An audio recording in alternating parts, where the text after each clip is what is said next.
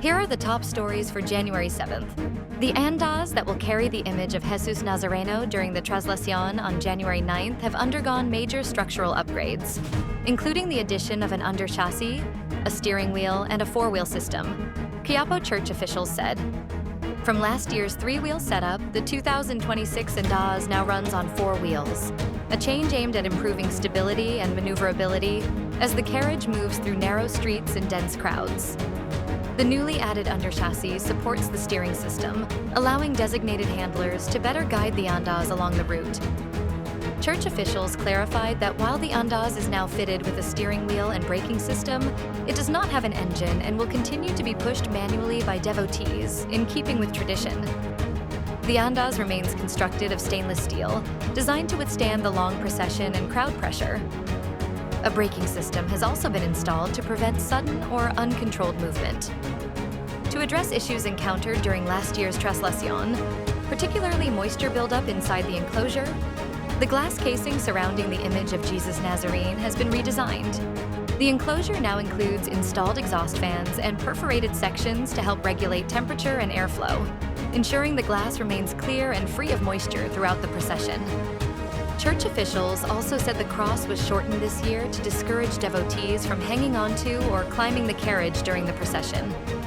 The adjustment is intended to reduce safety risks and help maintain order along the route, following incidents in past Traslación events where devotees attempted to climb onto the andas. More than 3,500 people in Albay have been affected by renewed unrest by Mayon Volcano. The National Disaster Risk Reduction and Management Council reported on Wednesday, January 7th. In a situational report, the NDRRMC said a total of 964 families, or 3,515 persons, were affected in 5 Albay towns and cities. The affected population came from 13 barangays across Camalig, Ginobatan, Ligao, Malilipot, and Tabaco. Of those affected, there were 952 families, or 3,476 persons, housed inside 13 evacuation centers, while another 12 families, or 39 persons, were staying outside evacuation facilities. The NDRRMC said all affected areas are within communities considered at risk due to the volcano's continuing activity. The report showed that Camalig accounted for a large share of families requiring immediate support. A total of 163 families in the town were listed as needing assistance. The complete list of passers, names of top-notchers, and top-performing law schools will be released by the SC within today, January 7th. Earlier, the SC, through Bar Committee Chairperson Associate Justice Amy C. Lazaro Javier, said the oath-taking and signing of the roll of attorneys will be held on February 6th.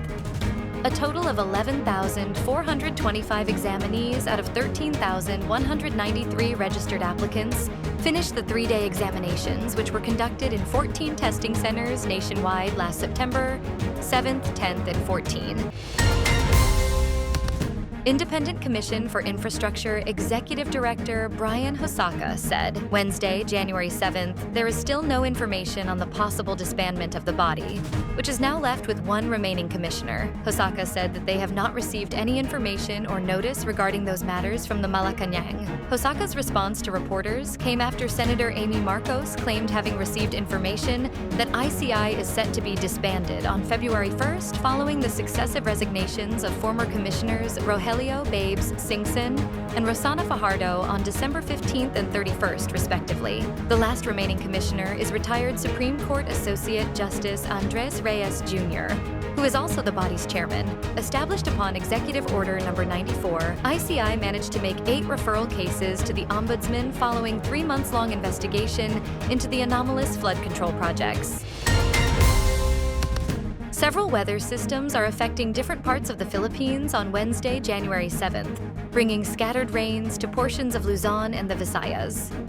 In an advisory issued at 10 a.m., the Philippine Atmospheric, Geophysical, and Astronomical Services Administration said that no low-pressure area is being monitored for tropical cyclone formation as of 8 a.m. In its weather forecast, PAGASA said the shear line continues to affect the eastern section of southern Luzon, specifically the Bicol region, Quezon, Oriental Mindoro, Marinduque, Romblon, and northern Samar. These areas are expected to experience cloudy skies with scattered rains and isolated thunderstorms, which may trigger flash floods or landslides due to moderate to heavy rainfall, especially in low-lying and mountainous areas. Stay updated with the latest news. Visit our website at www.mb.com.ph.